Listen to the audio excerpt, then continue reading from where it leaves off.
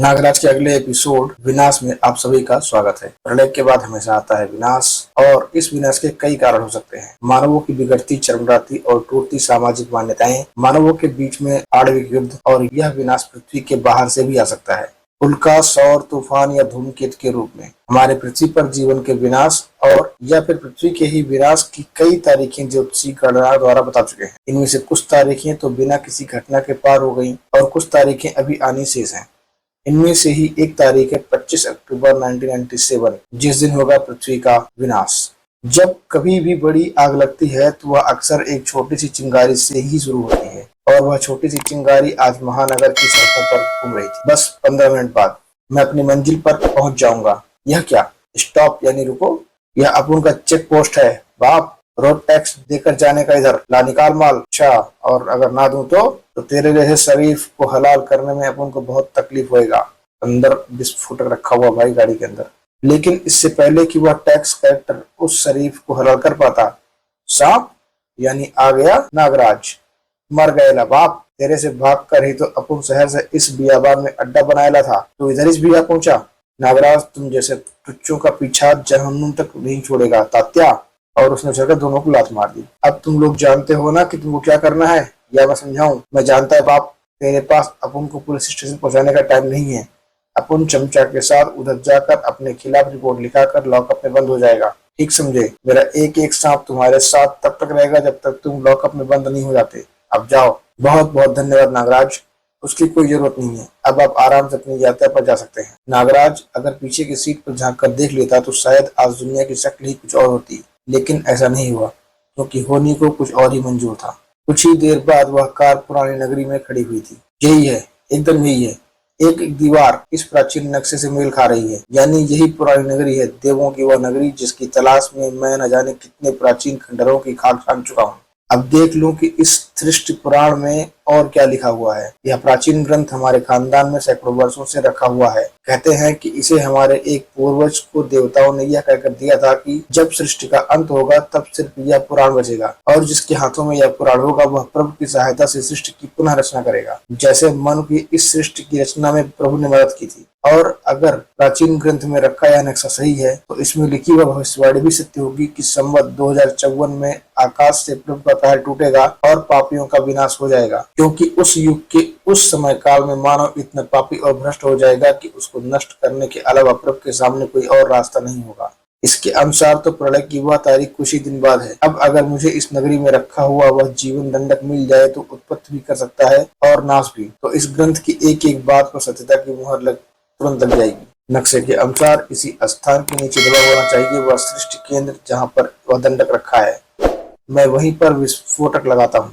वह व्यक्ति डायनामाइट की छड़ें जगह जगह पर फिट करने में व्यस्त हो गया और फिर एक के बाद एक 3-4 धमाकों से पुरानी नगरी का सन्नाटा कांप उठा। धड़ाम से उसने उड़ा दिया सब। इस धमाके के चंद गवाह वहां के बासी कबीले वाले और मूक विशालकाय छिपकली भयभीत होकर इधर उधर दुबक गए और इन धमाकों से बने उस छोटे से प्रवेश द्वार में घुस गया वह रहस्यमय और घुनी व्यक्ति। कमाल है, इस स्थान में गुप्त अंधेरे की बजाय हल्का प्रकाश है इन गोलों के द्वारा जिनमें ना जाने क्या भरा हुआ। यह तो वास्तव में देवों की नगरी लगती है। मंदिर से दिखने वाले उस गलियारों में बेखौफ बढ़ता चला गया वह शख्स जो उस विशाल कक्ष में जाकर खुले जहाँ पर स्थापित थी वह विशालकाय मूर्ति। एक मूर्ति है जिसके हाथ में दंडक है और दूसरे हाथ में पृथ्वी का गोला है। विशाल मूर्ति, यही होंगे पृथ्वी को नया जीवन देने वाले देवता, क्योंकि इनके चरणों में रखा हुआ है वह जीवन दंडक जिसकी तलाश में अब मैं आया हूँ। लेकिन जीवन दंडक के साथ कुछ और भी रखा हुआ है और साथ में जिस लिपि में ग्रंथ लिखा है उसी लिपि में यहाँ पर कुछ लिखा हुआ है। लिखा है, जब पृथ्वी पर पाप बढ़ेंगे तब प्रभु का रूप पृथ्वी पर आएगा। जो उसकी शरण में पाप त्याग कर आएंगे वे ही बचेंगे, वरना सभी का विनाश हो जाएगा। ओह, मानव नष्ट नहीं हो सकते। मैं प्रभु का दूत बनूंगा, मैं मानवों को बचाऊंगा। मानवों तैयार हो जाओ, तुम्हारा मसीहा आ रहा है। वो रहा, खत्म कर दो इसको। कबीले वाले आगे भाई। इसने देवता के स्थान का पता लगा लिया है और यहाँ घुसने की जुर्रत भी की है। साथ ही साथ वह देवता का दंड भी चोरी करके ले जा रहा है। अब ये यहाँ से बचकर नहीं जाएगा। कबीले वाले, सुना तो था कि ये पुरानी नगरी में रहते हैं। मेरा रास्ता छोड़ दो मूर्खों, वरना जलकर राख हो जाओगे। उधर से भाले फेंके गए। जीवन दंडक यमराज के पास की तरह तुम्हारे प्राण। अरे, यह तो कुछ भी नहीं कर पा रहा है। अब क्या होगा? क्या मानव जाति को बचाने से पहले मेरे ही प्राण चले जाएंगे? शायद ये ब्लैक बॉक्स कुछ कर सके। घबराहट में थिरकती मसीहा की उंगलियां न जाने ब्लैक बॉक्स के किस बटन पर दब गईं कि उससे एक अनोखी संगीत लहरी निकलकर वातावरण में तैरने लगी और कबीले वाले अपने स्थान पर जबत हो गए। उनकी आंखें सम्मोहित होकर फैलने लगी। वाह, यह तो सचमुच प्रभु का चमत्कार है। इस चमत्कार ने ही मुझे मृत्यु के मुंह से बचाया है। अब मैं पूरी पृथ्वी को मृत्यु से बचाऊंगा। लेकिन वक्त बहुत कम है। मुझे बहुत थोड़े से समय में पूरी दुनिया में प्रभु का संदेश फैलाना है और इसके लिए मुझे आवश्यकता होगी धन की। और प्रभु के काम के लिए मैं कहीं से भी धन लाऊंगा, चाहे मुझे चोरी ही क्यों ना करनी पड़े। परंतु मुझे साथ ही साथ सावधानी बरतनी, कहीं कार्य पूरा करने से पहले ही मैं पकड़ न लिया जाऊं। महानगर नागराज के संरक्षण में है। उसकी शक्तियां मेरे लिए खतरनाक साबित हो सकती, इसलिए मैं अपना अभियान पास के ही दूसरे मेट्रो राजनगर से शुरू करूंगा। वैसे तो वहां भी ध्रुव से खतरा है, पर उसके पास कोई शक्ति नहीं है। उससे तो मैं निपट लूंगा। कहते हैं शक्ति इंसान को भ्रष्ट बना देती है और महाशक्ति इंसान को महाभ्रष्ट। मसीहा के साथ भी ऐसा ही कुछ होने जा रहा था। अगले दिन राजनगर में, हाँ, जहाँ पना आज 9 बजे सोकर उठे हैं। रात रात भर गश्त करनी पड़े तो पता चले, लेकिन तुझे मेरे देर से उठने से क्या फर्क पड़ता है। इस घर में एक तुम ही तो इंटेलिजेंट हो भैया। तुमसे कुछ पूछना था। दरअसल छुट्टियों का टाइम काटे नहीं करता, इसलिए अखबार में एक पहेली भर रही थी। वह कौन सा पक्षी जो रात को जागता है और दिन में सोता है? उल्लू। इतना भी नहीं जानती? नहीं आता तो मत बताओ, गाली क्यों दे रहे हो? अरे मैं गाली कहाँ दे रहा हूँ, मैं तो बता रहा हूँ वह पक्षी उल्लू है। हाँ हाँ, सही तो बताया। अब बताओ, इसकी शक्ल देखना अच्छा माना जाता है या खराब? बहुत खराब। अब इसकी एक को भी बताओ। यह अपनी गर्दन को पूरा 180 डिग्री पर घुमा सकता है, ऐसे, समझी? हाँ समझी। क्या समझी? यह पक्षी तुमसे काफी मिलता जुलता है। इसकी जगह तुम्हारा नाम भी लिखा जा सकता है। अच्छा, तो तुम मेरा मजाक उड़ा रही थी? ठहर तो। मम्मी, मुझे इस ट्यूबलाइट से बचाओ। ओफो श्वेता, अब तू कॉलेज में आ गई है, बचपना छोड़। मम्मी, तुम जानती हो इसने मुझे, झूठ नहीं, झूठ नहीं बोलना। अब ये झगड़ा छोड़ो। सुनो ध्रुव, जल्दी से तैयार हो जाओ और कमांडो हेडक्वार्टर जाने से पहले बैंक में होते जाना। सुबह सुबह मैनेजर साहब का फोन आया था, तुमसे कुछ जरूरी कागजातों पर दस्तखत कराने हैं। और मेरे प्यारे भैया, बैंक के बगल में ही मैंने अपना वॉकमैन सीडी बनने दिया था, उसे भी लेते आना। उल्लू दिन में काम नहीं करते। तुम तो बुरा मान गए भैया। बुरा तो उल्लू को मानना चाहिए। क्या? मेरा मतलब तुम उल्लू थोड़े ही हो जो बुरा मान जाओगे। ले आना ना भैया प्लीज। ठीक है ले आऊंगा। अब मेरे कान मत खा। और सुनो, उड़ते उड़ते मत जाना। मेरा मतलब मोटरसाइकिल धीरे धीरे चलाना। ये चुलबुली बूढ़ी हो जाए तो भी नहीं सुधरेगी। इधर ध्रुव के लिए एक नए दिन की शुरुआत हो रही थी और उधर नागराज के लिए एक नई मुसीबत पैदा हो रही थी। वैसे तो हमारा धंधा एक ही है, अपराध करना, लेकिन हमारे इस धंधे में कंपटीशन बहुत है, इसलिए हम एक दूसरे का दुश्मन बनने पर मजबूर हैं। तुम भी मिस किलर की दुश्मन हो, नगीना और नागदंत भी। फिर भी तुम दोनों ने मुझे जेल में सुरंग बनाकर वहां से क्यों निकाला? मुझसे अपनी तंत्र शक्ति के द्वारा सुरंग बनवाने का आइडिया मेरा नहीं, नागदंत का था। नगीना ऐसे काम खुले आम करती है, चोरों की तरह नहीं। चोर? गायन तंत्रिका, तेरी हिम्मत कैसे हुई मेरे चोर कहने की? मैं तुझे चीर कर रख दूंगा। शांत शांत, पहले यह तो बताओ कि मुझे तुम लोगों ने जेल से निकाला क्यों? नागराज के कारण। नागराज? नागराज ने क्या किया? तुम तो जेल में थी, इसलिए तुमको ज्यादा पता नहीं होगा। नागराज ने हम सबको अपंग बना दिया है। नागदंत के मस्तक में उसने ऐसा सांप प्रविष्ट करा दिया है जो कभी भी इसकी खोपड़ी फाड़कर बाहर निकल सकता है। मेरा तंत्र मुंड क्षतिग्रस्त करके उसने मेरी तंत्र शक्तियों को सीमित कर दिया। नागमणि का कहीं पता नहीं चल पा रहा है और नागपाशा तो अमर होने के कारण हम सबको कुछ समझता ही नहीं। वैसे नागराज ने उसकी भी जमकर धुलाई की है। तुम्हारा अपराध साम्राज्य छिन्न भिन्न होने से तुम्हारी शक्ति भी 1/4 रह गई है। नागराज ने हम सबको सिर्फ आर्थिक ही नहीं बल्कि मानसिक रूप से काफी नुकसान पहुंचाया है और जब तक वह जिंदा रहेगा यही करता रहेगा। इस झगड़े का सिर्फ एक ही अंत है, नागराज की मौत। कोई नई बात करो नहीं ना। यह कोशिश तो हम पिछले कई वर्षों से लगातार करते आ रहे हैं पर कभी सफल नहीं हुए। इस बार होंगे मिस किलर, इस बार होंगे, क्योंकि अब तक इस नागराज पर हम अलग अलग हमला करते थे, एक एक करके, और नागराज हमको पीट देता था। पर इस बार हम एक साथ नागराज पर हमला करेंगे। हमारी संयुक्त शक्ति के सामने वह कभी टिक नहीं पाएगा। तुमको जेल से छुड़ाने का यही मकसद है हमारा। ख्याल तो अच्छा है, पर और महाखलनायक कहाँ हैं? उनको भी साथ में डालो। बाकियों में साकुरा तो अपने गृह वापस चला गया है, नागमणि को हम ढूंढ नहीं पाए और नागपाशा हमारे साथ आने को तैयार नहीं हुआ। खैर जाने दो, हम 3 ही बहुत हैं। अब तुम मुझको नागराज के उन कारनामों के बारे में बताओ जो उसने मेरे जेल में रहने के दौरान किए, और फिर तुम बनाने दो मिस किलर को एक खतरनाक स्कीम, नागराज की मौत की स्कीम।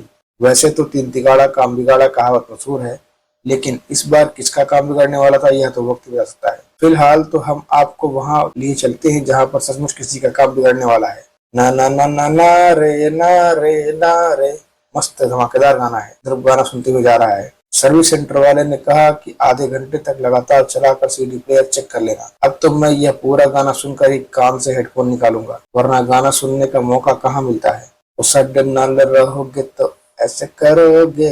अब बैंक वाले हंसे तो हंसे, अरे कोई मेरी हेलो का जवाब क्यों नहीं दे रहा। सब पुतले जैसे क्यों बैठे हैं। इन सब की आंखें तो पथराई हुई हैं, जैसे किसी ने इनको सम्मोहित कर दिया हो। और यह कैसे संभव है। इतने सारे लोगों को एक साथ कोई सम्मोहित कर ही नहीं सकता। यह काम तो सिर्फ मैंड्रिक कर पाता था, और वह भी कॉमिक में, असलियत में नहीं। ओह, मुझ पर भी नींद सी छा रही है। अजीब सी कंपन मेरे शरीर से टकरा रहे हैं। ध्रुव ने अनजाने में अपने कानों से हेडफोन के तारों को खींच लिया, और उसके कानों में एक अजीब सी संगीत लहरी टकरा गई। ओह, यह कैसा संगीत है। मैं सुध-बुध खोता जा रहा हूँ। मेरा दिमाग मेरे वश के बाहर होता जा रहा है।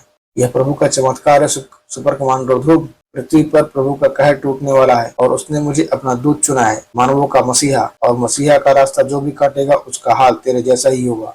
ओह, तो ये है बैंक लुटेरा। संगीत की आवाज इसी के हाथ के यंत्र से आ रही है। लुटेरा मगर अपने आप को मसीहा कहता है, और यह जा रहा है, और इसका संगीत सम्मोहन मुझे उठने तक नहीं दे रहा है। मैं इसको भागने नहीं दे सकता। मुझे यह सम्मोहन तोड़ना होगा। ध्रुव के हाथ में दर्द की एक लहर दौड़ गई। उसने अपने हाथ में काट लिया, और उसका दिमाग काफी हद तक सम्मोहन से आजाद हो गया। ओह, वह बाहर भाग चुका है। मुझे इसको रोकना होगा। मसीहा को ध्रुव ने रोक तो जरूर लिया। कुचल के एक लात मारी। आह, मेरा ब्लैक बॉक्स। लेकिन अगले ही पल कई शिकंजों ने उसके शरीर को अपनी गिरफ्त में ले लिया। अरे, यह क्या, छोड़ो मुझे, वरना वह मसीहा बैंक के पैसे लेकर भाग जाएगा। उसको पकड़ो, मुझे नहीं। ये तो मेरी बात ही नहीं सुन रहे हैं। हा हा। बैंक के बाहर घूम रहे ये नागरिक भी मेरे संगीत से सम्मोहित हो गए हैं, और मुझ पर हमला होते देखकर ये ध्रुव को पकड़ रहे हैं। यानी वह ब्लैक बॉक्स जिसके पास वो सम्मोहित प्राणी उसका गुलाम बन जाता है। लेकिन अब बॉक्स कहीं गिर चुका है, और इस भीड़ में उसको ढूंढ पाना असंभव काम है। वैसे तो मैं खतरा मोल नहीं लूंगा। अब ब्लैक बॉक्स मेरे पास नहीं है। क्या पता अब सम्मोहित भीड़ पलट कर मुझ पर ही टूट पड़े, या फिर ये संगीत मुझे ही सम्मोहित कर दे। मुझे यहाँ से फटाफट निकल लेना चाहिए। ओह, मसीहा भाग रहा है, और यह भीड़ मुझे छोड़ नहीं रही है। एक ही रास्ता है, मसीहा को भागने से रोकने का। ध्रुव ने अपना एक हाथ आजाद करके बेल्ट से स्टार ब्लेड्स निकाले और फेंक दिया, और हवा में उड़ते हुए स्टार ब्लेड्स मसीहा की कार के टायरों में आ धंसे। अरे, यह क्या, टायर पंचर। कार छोड़कर भागना होगा। ध्रुव फिलहाल मसीहा के पीछे जाने की स्थिति में कतई नहीं था। अभी तो उसको ऐसा कोई उपाय सोचना था जो उसकी आत्मा को उसके शरीर के अंदर ही रख सके, क्योंकि बाकी लोग उसकी पकड़ के पिटाई कर रहे थे। ये निर्दोष नागरिक सम्मोहन का शिकार है, इसलिए मैं इन पर हाथ नहीं उठा रहा हूँ। लेकिन इनका सम्मोहन तोड़ने के लिए मुझे कुछ न कुछ तो करना ही है। मैं समझ गया कि मुझे क्या करना है। सबसे पहले मुझे इनके शिकंजे से छूटना होगा। ध्रुव तेजी से बैंक की तरफ वापस भागा, और भीड़ भी उसके पीछे पीछे भागी। लेकिन ध्रुव भीड़ के पहुंचने से पहले ही बैंक के गार्ड की बंदूक लेकर दोनों गोलियां दाग चुका था। दो जोरदार धमाके हुए, राम राम, और सबका सम्मोहन टूट गया।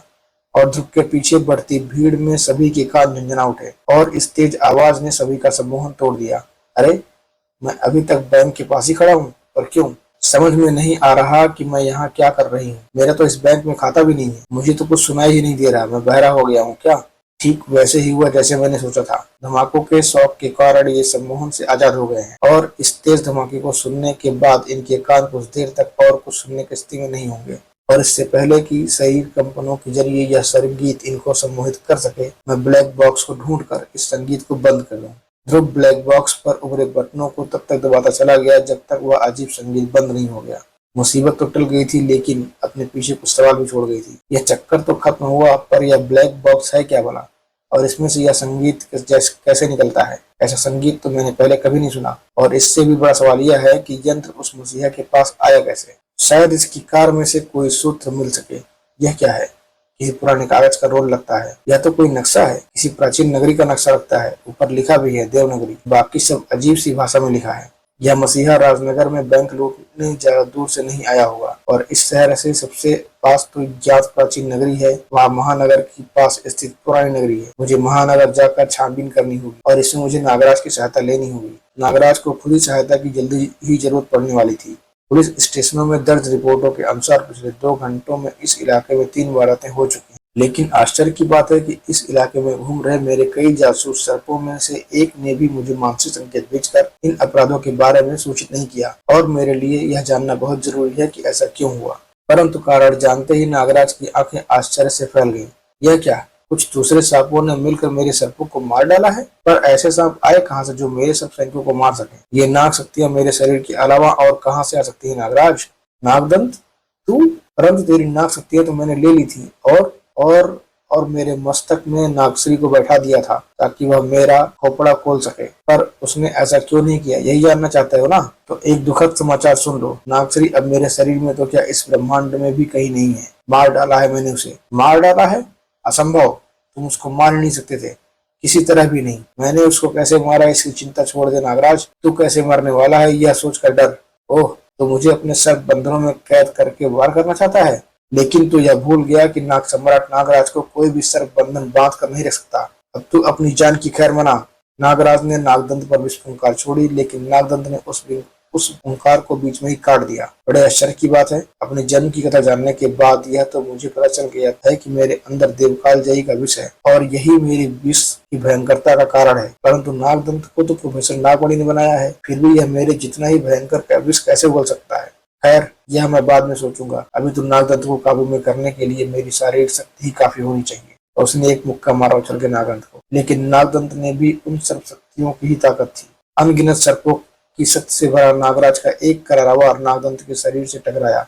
आह, आश्चर्य है, नागदंत में तो सारी शक्तियां वापस आ गई हैं, पर कैसे? और यह नागश्री को कैसे मार पाया? नागराज के मस्तिष्क में घुमड़ रहे इस सवाल का जवाब पास में ही मौजूद था। नागदंत फिलहाल तो नागराज को बराबर की टक्कर दे रहा है, लेकिन ये ज्यादा देर तक नागराज के सामने टिक नहीं पाएगा, क्योंकि इसकी सर्प शक्तियां अभी भी पूरी तरह से वापस नहीं आ पाई हैं। अब नागराज शीघ्र ही अपनी सर्प सेना का प्रयोग करेगा और नागदंत कमजोर पड़ने लगेगा, और वही समय होगा मेरे मैदान में आने का। मिस किरण ने नागराज की फाइटिंग स्टाइल का बड़ी बारीकी से अध्ययन किया था, क्योंकि शीघ्र ही नागराज ने वही किया जो मिस किरण ने सोचा था। ऐसे लड़ते रहने से नतीजा नहीं निकलेगा, इसको सर्प पास में जकड़ना होगा। नागदंत ने भी जवाबी हमला किया और दोनों की सब शक्तियां आपस में गूंथ गई, लेकिन नागराज अपने हमले की तीव्रता को और तेज करता चला गया। नागदंत की सीमित शक्तियां अब कमजोर पड़ने लगी थी और कुछ ही पलों के बाद नागदंत नागराज के सर्प शिकंजों में कैद था। मैं नहीं जानता कि तू नागश्री से आजाद कैसे हुआ, लेकिन इस बार मैं कुछ पक्का इंतजाम करूंगा। इस बार मैं तुम्हारे शरीर में नागफनी सर्प को प्रविष्ट कर रहा हूँ। यह तुम्हारे रक्त में विस्तृत विष को चूस लेगा और फिर उस जहर में ही जिंदा रह सकने वाले सूक्ष्म सर्प कभी पनप ही नहीं पाएंगे। लेकिन इससे पहले कि नागफनी सर्प पूरी तरह से बाहर आ पाता, टिप पिट पिट पिट करके मिस किलर ने कुछ चलाया है, बंदूक जैसा। नागराज के शरीर में कुछ कैप्सूल आ धंसे। ओह, यह क्या? किसने मुझ पर गोली चलाने की मूर्खता की है? मैंने नागराज, और ना तो मैंने मूर्खता की है और ना ही तुम पर गोली चलाई है। मिस किलर, तो नागदंत के साथ, यानी यह सब मेरे लिए बिछाया गया एक जाल था? हाँ नहीं है बोल नागराज, और तो इस जाल में ऐसे फंस गया जैसे गोद में मक्खी। ऐसे जाल तुम लोग बहुत बार बिछा चुके हो मिस किलर, लेकिन नागराज को अब तक मार सकने में सफल नहीं हो पाए। इस बार सफल होंगे नागराज, जरूर सफल होंगे। तू जानना चाहता था ना कि नागदंत की शक्तियां वापस कैसे आई? मैं लाई नागदंत की शक्तियां वापस। मैंने एक बहुत छोटा सा यंत्र बनाया, रक्त में मौजूद लाल रक्त कणों से भी छोटा, और इस यंत्र की ऐसी कंप्यूटर प्रोग्रामिंग कर दी कि रक्त में मौजूद सूक्ष्म कणों को समाप्त कर दे। और फिर इस यंत्र को मैंने नागदंत के शरीर में इंजेक्शन के द्वारा डाल दिया। उस वक्त नागदंत के शरीर में सिर्फ एक ही सूक्ष्म सर्प था, नागश्री, क्योंकि वह अन्य सर्पों को पनपने से पहले ही खत्म कर दे रहा था। इससे पहले कि नागश्री संभल पाता, मेरे यंत्र ने उसे खत्म कर दिया। नागदंत के शरीर में सर्प फिर से पनपने लगे और उसकी सब शक्तियां वापस आ गई। अब वही सूक्ष्म यंत्र भरे कैप्सूल मैंने तेरे शरीर में घुसा दिए हैं। उन दर्जनों यंत्रों ने अब तक तेरे रक्त में मौजूद सर्पों का विनाश शुरू भी कर दिया होगा।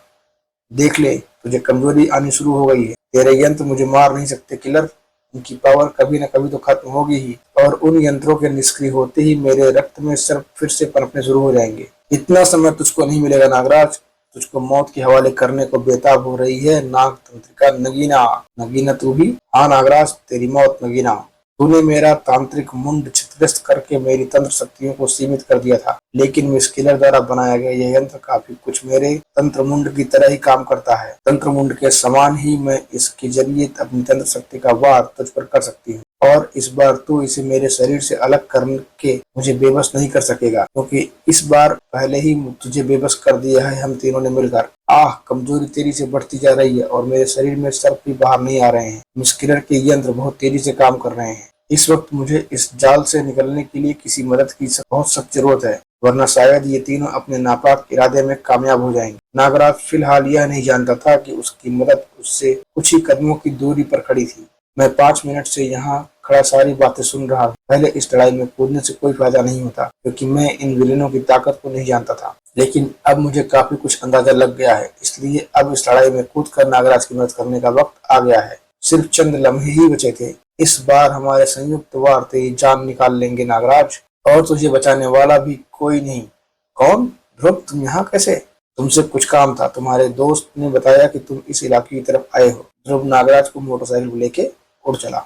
यह कौन था? सुपर कमांडो ध्रुव राजनगर में रहता है और नागराज को वहीं से जानता है। हालांकि इसके पास कोई सुपर पावर नहीं है, लेकिन फिर भी यह कई दिग्गज विलेनों को धूल चढ़ा चुका है। खतरनाक लड़का लगता है। आज नागराज के साथ इसको भी खत्म कर देते हैं। बगैर सुपर पावरों के यह हमारे सामने टिक नहीं पाएगा। पीछा करो इनका। और थोड़ी ही दूर पर तुमसे कुछ पूछने तुम्हारे घर पर गया था मैं, पर तुम वहां पर नहीं मिले। भारती के पास गया तो पता चला कि तुम उसी के पास थे और अभी अभी इस इलाके की तरफ आए हो। वह मुझे फंसाने के लिए एक जाल था और मैं उसमें फंस गया। ये तीनों अपने आप में ही बहुत ताकतवर हैं और एक साथ तो इनका मुकाबला कर पाना लगभग असंभव है। वे तीन हैं तो हम भी दो हैं नागराज।